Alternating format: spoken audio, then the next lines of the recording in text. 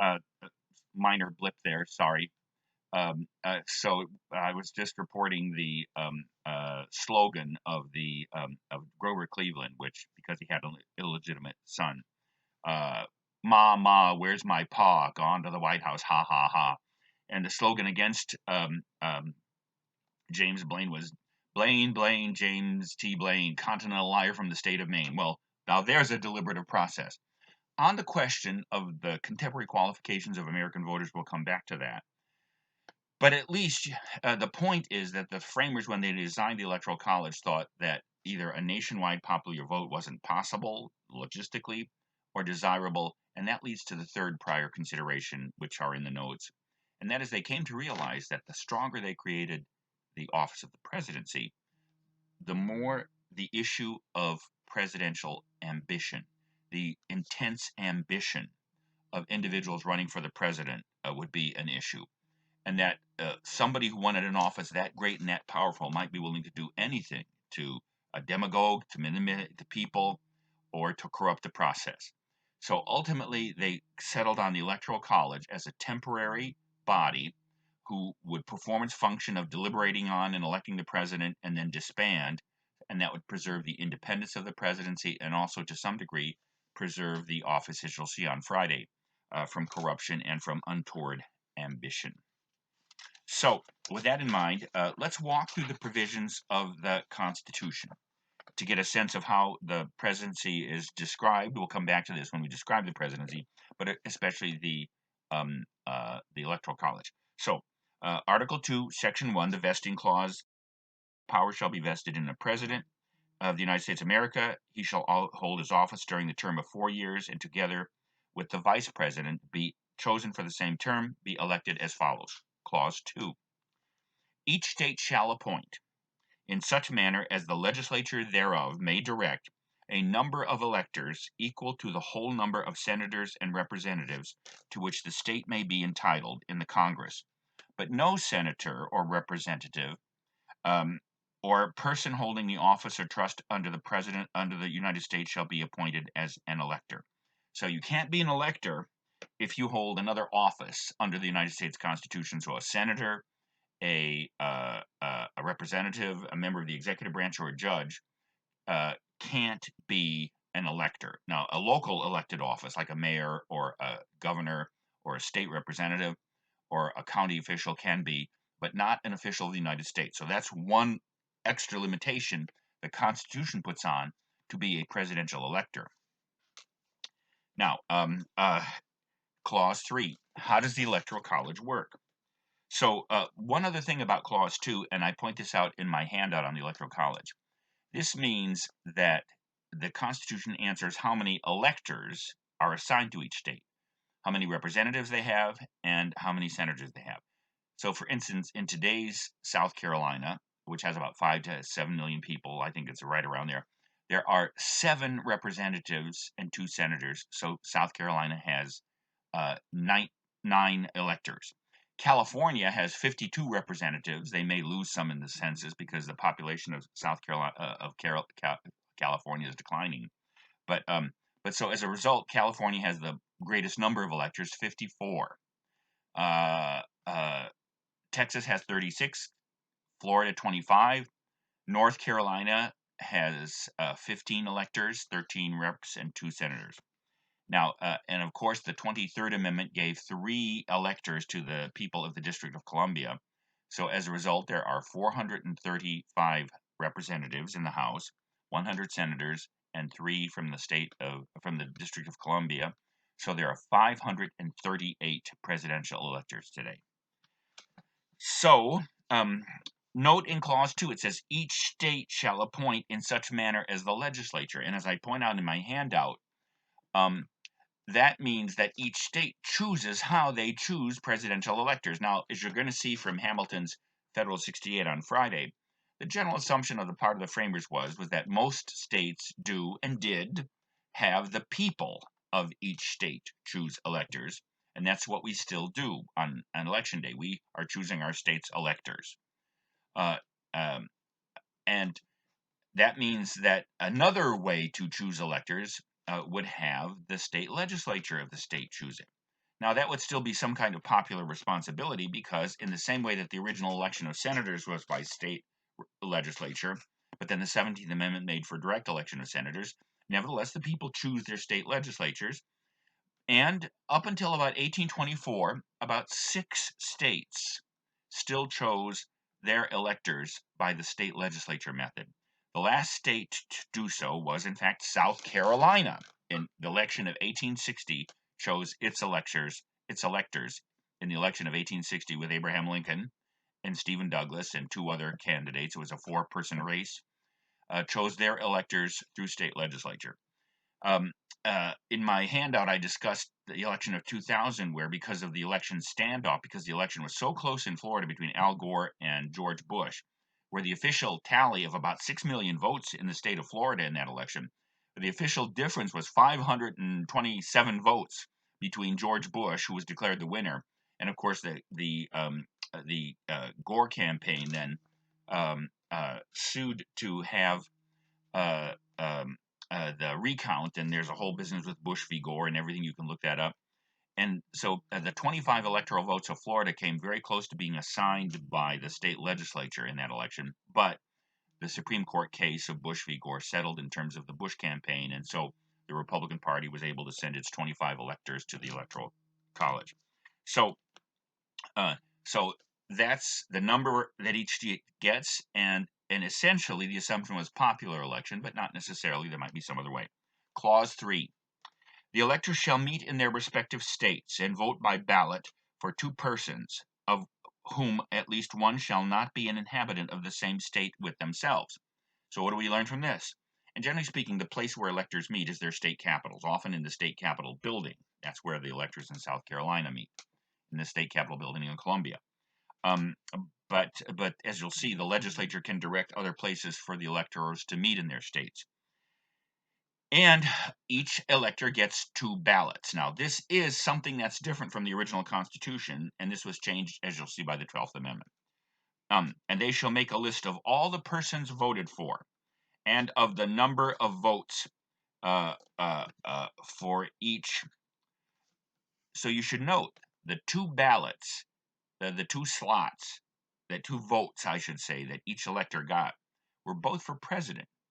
And you'll see as the paragraph goes on in somewhat clumsy, old, antique language, both the electors would vote for 2 people for president, and whoever on the first list had a majority, on the first ballot had a majority, would be president, and then the runner-up on the second ballot would be the vice president.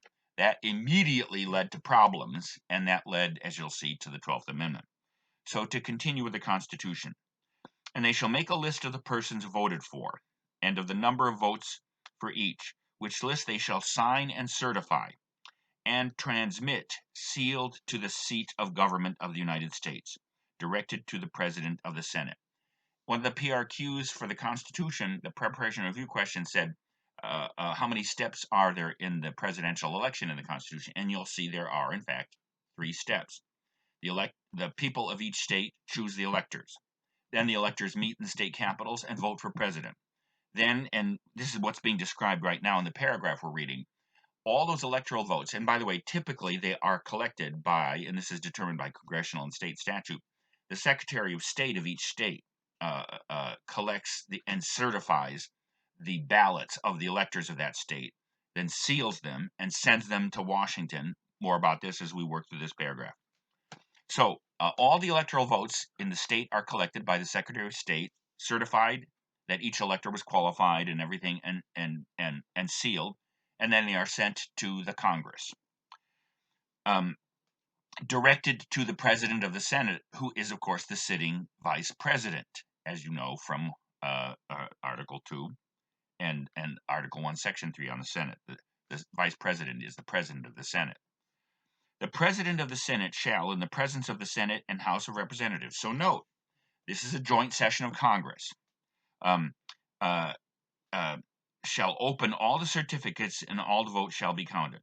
The person having the greatest number of votes shall be the president, if such number be a majority of the whole number of electors appointed.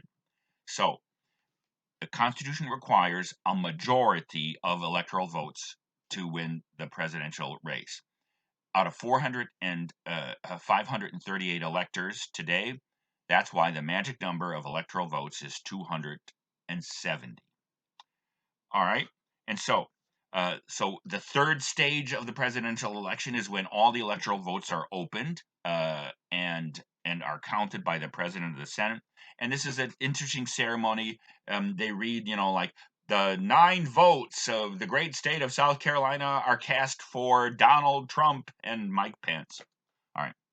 So if a majority by a majority of the number of electors appointed, if there be more than one who have such majority and have an equal number of votes, then the House of Representatives shall immediately choose by ballot one of them for president. So this is the potential 4th stage of the presidential election.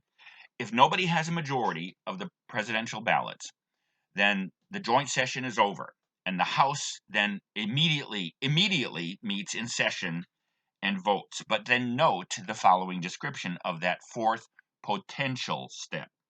Um, then among the 5 highest on the list, the said House shall in like manner choose the president.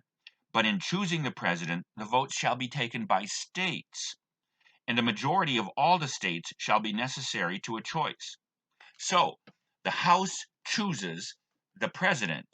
It's called a contingency election. Contingent means by chance or by necessity.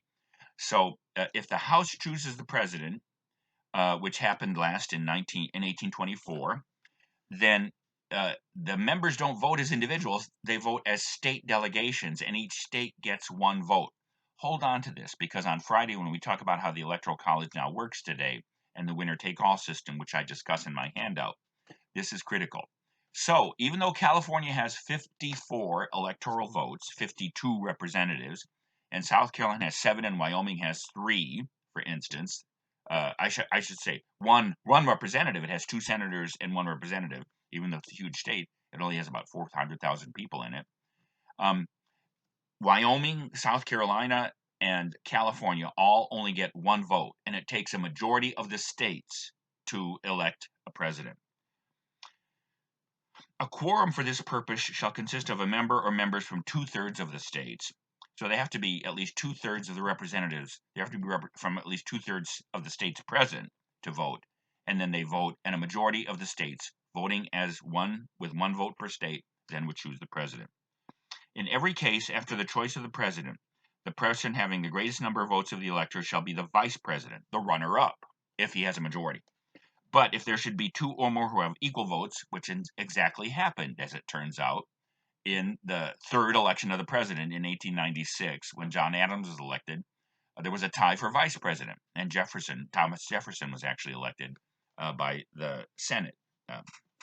Then the Senate shall choose by ballot the vice president. Clause 4. The Congress may determine the time of choosing the electors, the day on which they shall give their votes, which day shall be the same throughout the United States. Now, I'm going to read to you from the U.S. Code, because the Congress did in fact. So what does the Constitution require by this clause? The electors have to be, at least the election, now since we do by mail-in ballots and everything like that, but generally speaking, Congress by law sets the day of the election of electors. Here's what it says in the U.S. Code. This is on the handout, but let me just read it here. And again, we'll come back to this. Time of appointing electors. Clause 1. The electors of president and vice president shall be appointed in each state on the Tuesday next after the first Monday in November in every 4th year succeeding every election of a president and vice president. Meaning, in other words, election day is on the first Tuesday after the first Monday. Now, there's going to be some controversy this year because of mail-in ballots, and in some states, judges have extended the voting period, but technically, by midnight, all ballots are supposed to be in on that day chosen by Congress. So it's the first Tuesday after the first Monday. So the Constitution requires that the electors of the president be chosen in every state on the same day throughout the country, and Congress sets that date. Clause 5, which you already know and we talked about. No person except a natural-born citizen or a citizen of the United States at the time of the adoption of this Constitution shall be eligible to the office of the president. Neither shall any person be eligible to that office who shall not have attained to the age of 35 years and 14 years a resident of the United States. And now, Clause 6 and has to do with the replacement of the president in case of death or resignation. A couple of the amendments have actually addressed that, and we'll come back to that question because that came up again when President Trump got ill with COVID last week. The president shall at stated times receive for his services a compensation which shall neither be increased nor diminished. This is part of the executive independence. Congress sets the salary of the president, but it can't lower or raise that, and we'll see that became a consideration in the Federalist Papers to preserve the independence of the president so that Congress couldn't either bribe or intimidate by removing or changing salary, which many of the governors in the states did during the period of the Articles. And he shall not receive from that period any other emolument, which is a fancy word for salary or compensation from the United States or any of them. And there was some controversy when President Trump became president, whether his income from his various business holdings, both in and outside the United States and throughout the world, violated the emolument clause. And the last clause, Clause 8 in Section 1, is before he shall enter on the exercise, he takes the unique oath, whereas everyone in Article 6 takes an oath or affirms the secular affirmation or a religious oath to support the Constitution. The president's oath is unique. He takes an oath to execute faithfully the office of the president, to preserve, protect, and defend the Constitution. Now, the first change in the procedure was the 12th Amendment, because not only was there a tie for vice president when John Adams was elected as president in 1796, but in the election of 1800, Thomas Jefferson and Aaron Burr tied for the presidency, and the House of Representatives decided to elected President Jefferson. But they saw that there was a problem with having the two votes that each elector would have be for president, with the winner of the majority with more votes being the president, and the runner-up, if a majority, being the vice president. So the 12th Amendment essentially did two things, and you can read its text on the second page of the notes. It kept two votes for each elector, but then separated the vote for president on the first ballot and vice president on the second ballot. So every elector today still fills out two names on his or her ballot. First one is designated as president, and the second one is vice president. And they run, so to speak, as a ticket. Although they could be technically, they could be separate, because the party system, though, as you're going to see, the way we choose electors, means that in a sense they do run as a united ticket. The other thing was, if you remember, if nobody got a majority, the House of Representatives in the fourth potential contingent election would choose the president out of the top 5 candidates. And they decided to simplify that, and the 12th Amendment reduces that to the top 3 candidates. So if nobody wins a majority of electoral votes, the House of Representatives still chooses president, but instead of and still each state gets one vote, and it's still a majority of the states, but now it's out of the top 3 vote getters rather than the top 5 vote getters. The 20th Amendment, which was ratified in 1933, had to do with an interesting fact that our elections, and I mentioned this when we discussed the Constitution, but briefly to go back to this, what the 20th Amendment did, so up until 1930, actually the first election that would have been then the election in 36, in which this amendment governed, our elections have always been in November, because we've always been an agricultural nation, and the harvest was done, and farmers were free to come into town to vote. That's why elections have always been in the fall, especially in November after the harvest. But the first Congress, under the first, when the Constitution was ratified and went into effect, was ratified in 1788. Then elections were held in November in 1788. And so the first Congress just got together on March 4th, 1789. So the beginning of the terms of Congress and President since that first election in 1789 were on March 1st. So, for instance, that's a long lame duck process. So if you think about it, Lincoln was elected in November of 1860, and by the time that he took the oath of office on March 1st, 1861, the 11 states of the Confederacy had already seceded and had formed the Confederacy. So 6 months is a long time. 5 months, 6 months. So the 20th Amendment, essentially what it does is it sets the opening for Congress on January 3rd.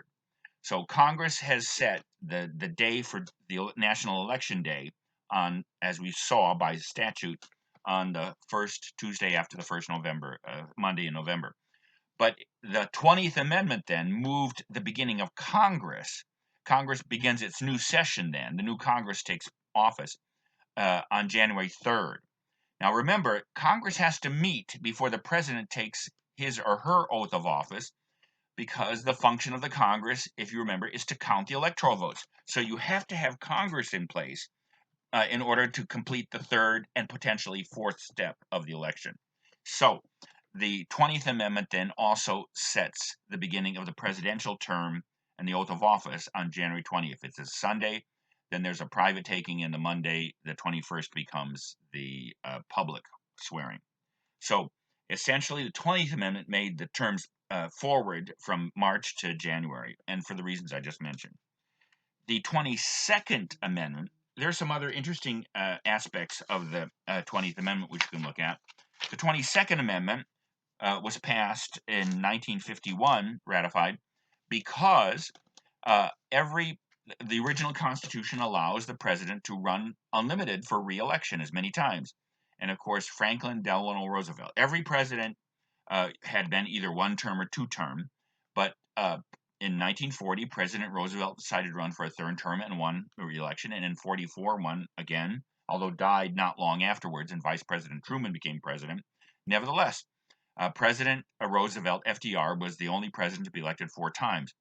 And people thought, and you'll see, given this notion of presidential power and ambition that I mentioned, and we'll come back to when we talk about the presidency, that might be giving too much power, and that even though if the people chose the president, it might be that might be opening the door to a president for life and for the election, the executive overthrow of the Constitution, which, by the way, is not an imaginary thing. That's what has destroyed most written constitutions and constitutional systems, is when the executive does, in fact, destroy the constitutional limits on his or her power.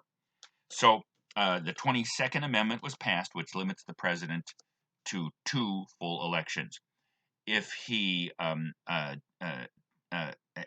if he's also the vice president, like for instance, when Kennedy was shot in 1963, Lyndon Baines Johnson became president, and he only served 1 full year under Kennedy's term, and then he was eligible for 2 more elections, although he only chose to 1 for 1. So a president now can only serve a total of 10 years by the 22nd Amendment. The 25th Amendment, which was passed in 1967, deals with 2 issues. If the president becomes disabled or incompetent to hold office, there's a procedure where the president then notifies the vice president, and then the vice president becomes president.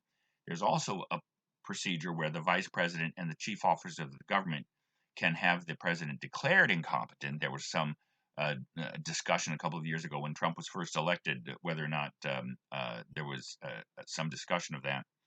But that has to be initiated by the vice president. The other thing the 25th Amendment did was to fill a gap in the original Constitution. The Constitution creates the office of the president and the vice president, but if the president dies or resigns and the vice president became president, then there was no vice president, and the 25th Amendment creates the substitute vice president, where if the president becomes the president, or if the vice president resigns, as in fact happened right after the 25th Amendment was passed, when Richard Nixon's first vice president, Spiro Agnew, had been the governor of Maryland, was resigned the vice presidency because of corruption charges. And so President Nixon followed the procedure in the 25th Amendment, and that was he nominated a replacement, and both houses of Congress by majority vote place him. And so Gerald Ford of Michigan, who was the minority Republican leader, became the vice president, Nixon's second vice president, who then actually, when Nixon resigned in 1974, became the first president of the United States not to have gone through the process of election. So that's the constitutional provisions on the president as they shape the office.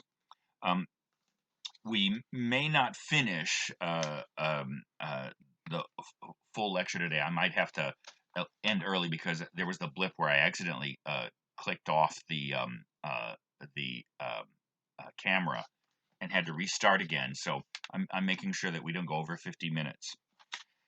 So, but anyway, on the notes, our third aim is to act out the original Electoral College and to see how it would have worked. Now, again, remember, um, this is a process of electing where there are no candidates for president, there are no political parties, and no campaigns. So, remember, I already read this, but let me read it again. The congressional statute sets the day for choosing electors um, on the first Tuesday after the 1st November. So it's election day. So I'm going to assume that we're going to be in South Carolina, in Spartanburg. And remember, there are 7 representatives, so there are 7 congressional districts. If South Carolina, now it might do this in different ways. It could have the 9 electors in South Carolina elected at-large election. You would just see a long list, and whoever win the first 9 would become the presidential electors for the state. But you could also imagine, and this is probably the way it would happen, is the state would be divided up into electoral college districts. Now, since there are 9, the ninth electoral college district would be smaller than the 7th congressional district, which includes both Greenville and Spartanburg. So essentially, we're talking about a district to elect a single elector from this district, which would be essentially Spartanburg and the surrounding towns. So, who would run for elector? Who would these people be? There's no parties, and remember, there are no candidates. So, I've created 4 characters to run for elector. One is Jeffrey J. Pulvorty, his identical twin, quadruplet, Jeff Pulvorty, J. Pulvorty, and Geoffroy, which is my name in French, Pulvorty. So, who are these 4 people, and how are they running for elector? Well, as you're going to see, they're just people in the district. Jeffrey J. Pulvorty is an associate professor of political science at Converse College. And we're going to have each of these 4 people give a little speech for elector, and then you, the voters, are going to vote for the elector. And then Jeff Pulvorty is the Bank of America president in the Spartanburg branch. J. Pulvorty is the superintendent of schools of Spartanburg County, and Geoffroy Pulvorty is the janitor at Spartanburg Regional Hospital and the father of 9 children. So if there could be like 30 people running for elector, and then what the voters voting for elector would be, that would choose one person from that district to be an elector. So how would these 4 people run for office? Let's imagine. I'm now Jeffrey J. Pulvorty, associate professor. What do you want to play? Oh, my Alexa just went off. Sorry. I don't know what she heard. That means she's recording. All right, anyway. So I'm Jeffrey J. Pulvorty, Associate Professor of Politics and American Government. So I'm running for office. I'm going to get up, and you are my fellow citizens, and I'm going to try to persuade you to vote for me. How would I persuade you? Obviously, I would probably discuss the issues facing the country, plus my qualifications and the issues facing our district. So here's a go at it. Jeffrey J. Pulvorty, Associate Professor. My fellow citizens, I'm running for presidential elector because the issues facing our country are grave. We're in the midst of a national pandemic and the economic dislocation from the shutdown. We're in an economic crisis, and the crisis of the pandemic affecting both our country and here in Spartanburg. Um, I'm a professor of government. I've studied American government. I understand the Constitution and the requirements. I read 4 newspapers and plus any number of political journals. So I understand the issues facing the world, and I'm personally qualified to think about who would be a good president. And so vote for me to be a presidential elector. Now, note what I didn't do. I'm speaking to you, class, again, and the voters. I didn't say vote for me because I would vote for a particular person. That's not why you vote for an elector. Remember, there are no candidates for president. And so now Jeff Pulvorty, the bank president, gets up and runs for office, runs for electorate. Here's what he says. My fellow citizens of Spartanburg and surrounding townlets, I'm the president of the bank here. I know economic issues. I understand the economic dislocation of the pandemic. I, for instance, know all the mortgages in Spartanburg. I know what people are suffering economically. I know the distress they're going for. Plus, since I'm a banker, I understand budgeting and I understand the crisis of debt that our country is in.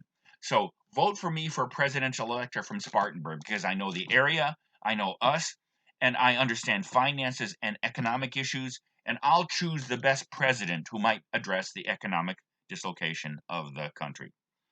The third candidate, Jay Pulvorty, gets up. He's the superintendent of schools, so how would he try to persuade you to vote for him? He'd say this: my fellow Spartan bourgeoisians, I'm running for presidential elector from this district, one of the 9 of South Carolina, because I know Spartanburg. I teach the children of Spartanburg. I know the families of Spartanburg. Yes, I may not be but I have to run a complex school system, so I know budgeting too. I know what's facing the nation. I know what's facing Spartanburg.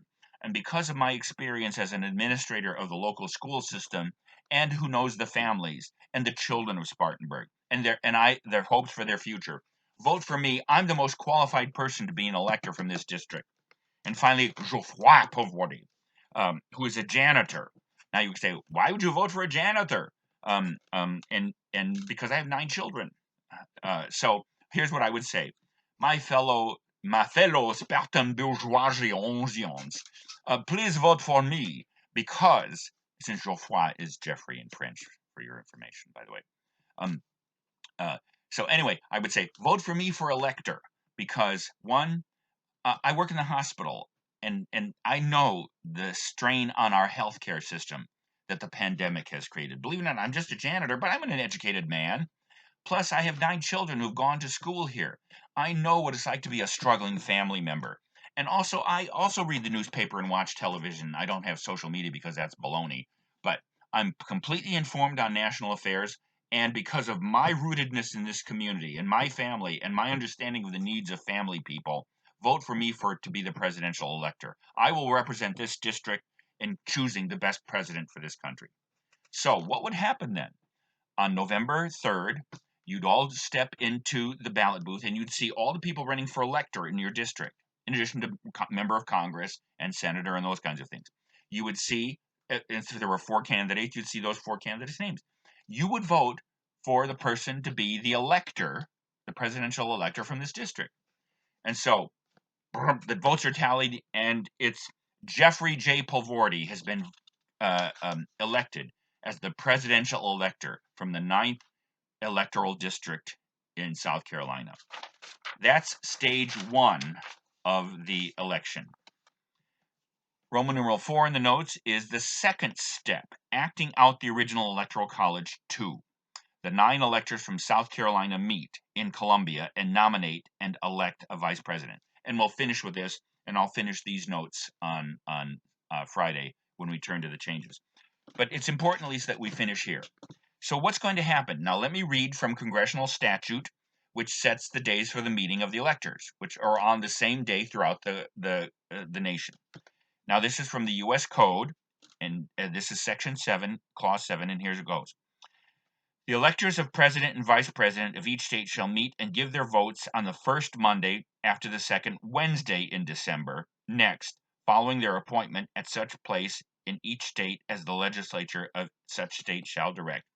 And South Carolina law has the electors meet in Columbia, in the state capital.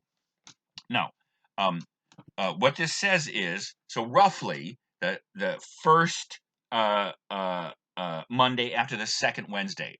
So roughly the second week in December is when. Now, of course, that will change from year to year. So it's roughly then, in other words, electors meet about 6 weeks after the national election. So this is what would happen in the second stage. The 9 people chosen by the people of South Carolina to be electors would meet sequestered. And that means, generally speaking, the meetings are private. They're not public. They would meet in their state capital, and like a jury, they would go into closed session, and they would start. Now, what would they do? What would those 9 people do? What would those 54 people do in Sacramento in California? What would those 15 people do in Raleigh in North Carolina, and each state capital? The 9 electors from South Carolina meet in Columbia sequestered with a ballot in front of them with 2 blank slots, just like the first Constitution and the 12th Amendment say. The meeting begins. What do? We start nominating. This goes back to my original comments. This process of election combines the nomination stage and the election stage. We would start discussing who would be a good president. Let's say I chaired the meeting because I'm an associate professor of political science. I bring the meeting to order and I say, okay, guys, who'd make a good president? This is the nomination stage. And so obviously, and the other constitutional requirement is one of the two names has to be from out of state. So we would start, let's say we had a whiteboard or a blackboard, I'd start writing down. You people, the other 8 of us, would start suggesting names. Who'd probably be up there on that list? And I suggested in my notes, Donald Trump, sitting president. Perhaps Mike Pence, the vice president. Oprah Winfrey. Whenever I've done this exercise in class, somebody always nominates Oprah Winfrey. Michelle Obama. Why wouldn't Bill Clinton or or Barack Obama be on the list? Because remember, the 22nd Amendment means if you've been elected twice, you are no longer qualified to be president. So that's why Donald Trump or Bill Clinton wouldn't be on there. But Hillary Clinton would probably be on that list.